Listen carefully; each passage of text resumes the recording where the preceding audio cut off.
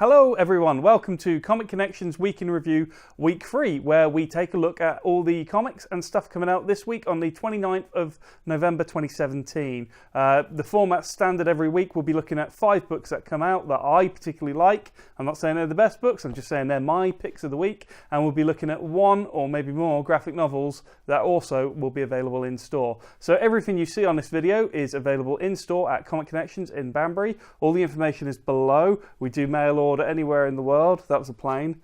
So if there's anything you like and you want to know more about, hit us up on social media, give us a message, give us a ring, whatever you like. We'll help you out if we can. Always happy to help. Or you could pop in. So my first pick this week is Batman, Creature of the Night. It's a mini-series in the old school Elseworld style. It's written by Kurt Busiek, who I've been a big fan of for many, many years.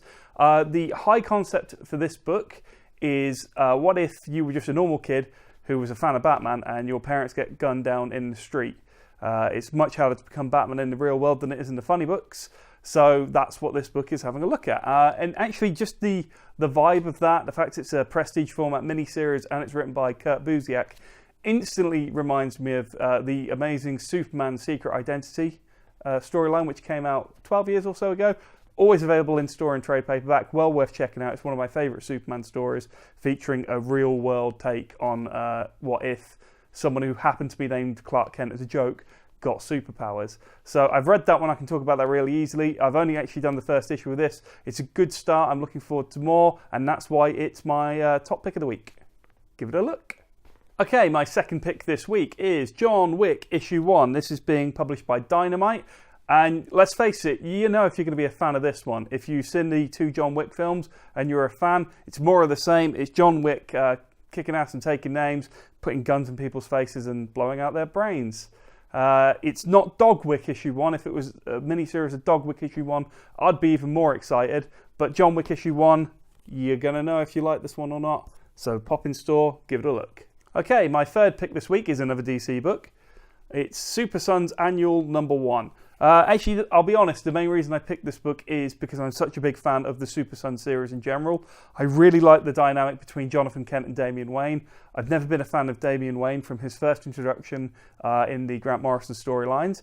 However, putting a character who's trained to be the next Batman, whose father is Batman, whose granddad is Ra's al Ghul, it's a pretty cool concept to see him put in a situation where there's a kid who, without trying, is 10 times his better at pretty much everything. And that's Jonathan Kent. So just on the strength of how much I've been enjoying this series, I'm mentioning this annual just to kind of give a backdoor recommendation to Super Sons. It's a fantastic series. It's a lot of fun. Although it's 2 kids, it's all ages. That's not a bad thing.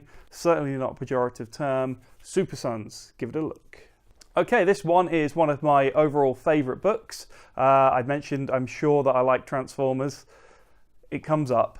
Transformers Lost Light issue 11. I've loved this series, every issue of it. It came out off the back of More Than Meets the Eye, which was a great book by James Roberts and Alex Milne for the most part. They did 57 issues. They were all brilliant. There was a great narrative, ongoing storyline. That storyline is picked up in the Lost Light series. We're now 11 issues in. There hasn't been a bad issue yet. It's drawn by Jack Lawrence, who's a fellow Brit who signed in store earlier in the year. One of the many events we've tried to bring to you guys this year. We're nice, aren't we? So if you like Transformers, hey, this is a great book to be reading. If you just like good, well-written comics with great characters, then this is for you as well. The fact they're Transformers is immaterial next to the fact they are great characters. And the readership on this book is huge and varied. It's bringing in people from all walks of life, and rightly so, because good comics is good comics. And this, my friend, is a good comic. Okay, my final pick for this week, and I feel a bit bad because there's been no Marvel so far. Sorry. Batman Annual number 2. Now, Batman and Detective Comics, as I'm sure I've mentioned, have been 2 of the best books DC's put out since the beginning of Rebirth.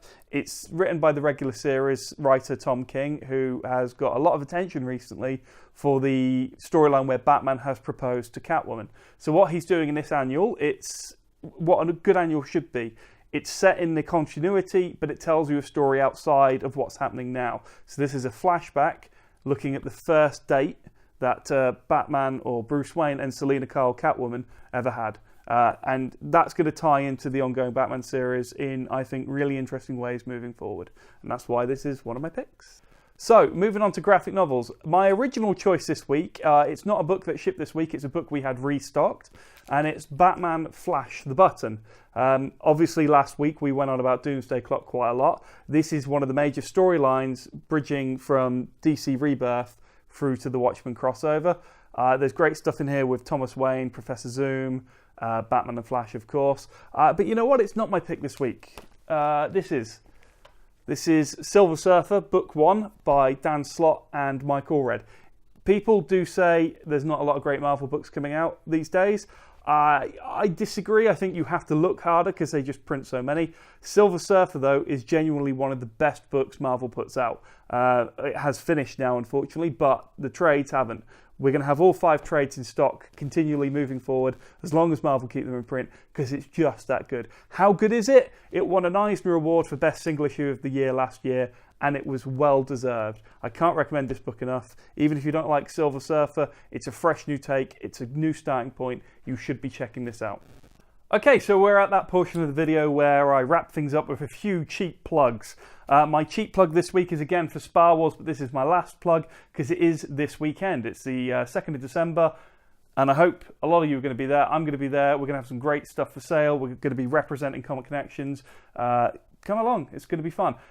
But if you can't get there and you can only get into store, that's fine, because in store we have the Black Friday sale. Yes, I know Black Friday was last week, but it's a week-long thing these days, seemingly.